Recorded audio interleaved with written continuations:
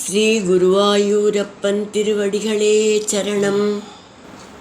இன்னைக்கு இந்த தசகத்தோட 3வது ஸ்லோகத்தை பார்க்கலாம். முதல்ல வார்த்தைகளை பிரித்து சொல்லலாம், பிறகு ஒவ்வொரு வரியும் சேர்த்து சொல்லலாம்.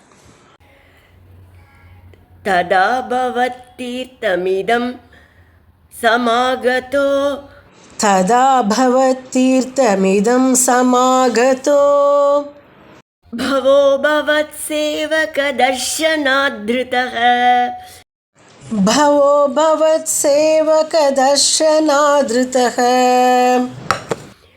प्रकाशमासाद्य पुरप्रचेतसाम् प्रकाशमासाद्य पुरप्रचेतसाम्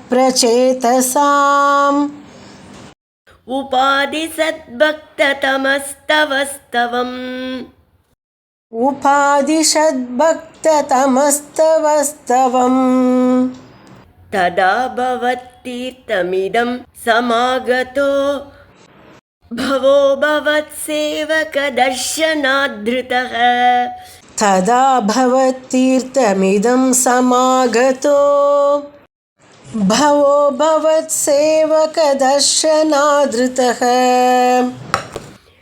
प्रकाशमासाद्य पुरप्रचेतसाम् उपाधिसद्भक्ततमस्तवस्तवम् प्रकाशमासाद्य पुरप्रचेतसाम् उपाधिसद्भक्ततमस्तवस्तवम्.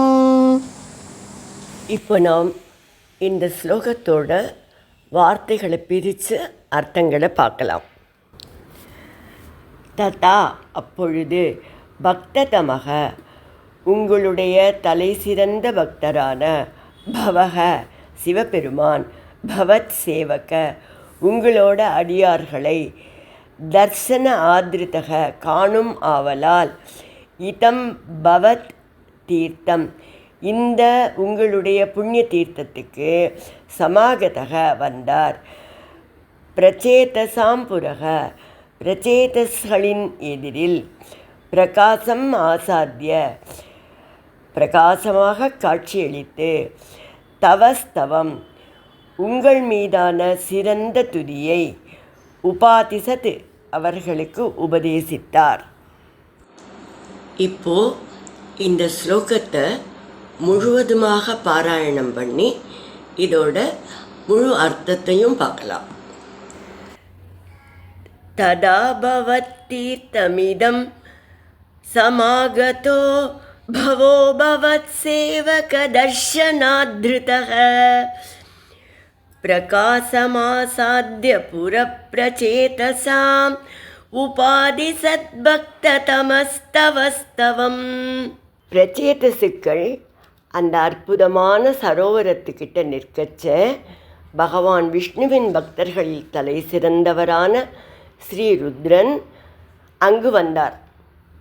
எதனால் அங்கே வந்தார்னா, இந்த பிரச்சேதர்கள் பகவானுக்கு குறித்து தவம் பண்ணுறதுக்கு தானே வந்திருக்கா. அப்படிப்பட்ட உங்களுடைய பக்தர்களை, அடியவர்களை காணுகின்ற ஆவலால் இந்த புண்ணிய தீர்த்தத்துக்கு ருத்ரன் வந்தார். அவர் பிரச்சேதசுக்களின் முன் காட்சியளித்து உங்களை பற்றிய ஒரு ஸ்தோத்திரத்தை உபதேசித்தார். ஸ்ரீருத்ரனால் உபதேசிக்கப்பட்டதுனால இந்த ஸ்தோத்திரம் ருத்ரகீதம் என்று அழைக்கப்படுகிறது. சிவபெருமான எப்பவுமே வைஷ்ணவர்கள் எப்படி குறிப்பிடுவான்னா, வைஷ்ணவானாம் யதா சம்புகு, அதாவது மகாவிஷ்ணுவோட பக்தர்களே, பகவான் நாராயணனோட பக்தர்களில் ருத்ரன் தலை சிறந்தவர் என்று குறிப்பிடப்படுகிறார்.